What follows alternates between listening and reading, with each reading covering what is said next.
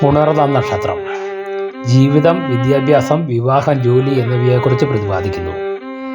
മിഥുന രാശിയിലുള്ള നക്ഷത്രമാണ് പുണർതം. ഇവർ വളരെ ദയയും സഹാനുഭൂതിയും സ്നേഹവും ഉള്ളവരാണ്.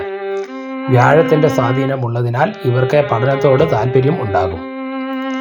മിഥുന രാശി ആയതിനാൽ അറിയാനുള്ള ആകാംക്ഷ ഇവർക്ക് കൂടും. ഈ രാശിക്കാർക്ക് ആശയവിനിമയം, വാചാലത ഇവ കൂടുതലാണ്. യാത്രകളെ സ്നേഹിക്കുന്ന ഇവർ സ്ഥിരതയില്ലായ്മ കൂടെയുള്ളവരാണ്. പല കാര്യങ്ങൾ ശ്രദ്ധ കൊടുക്കുമെങ്കിലും ഒന്നും പൂർത്തീകരിക്കില്ല.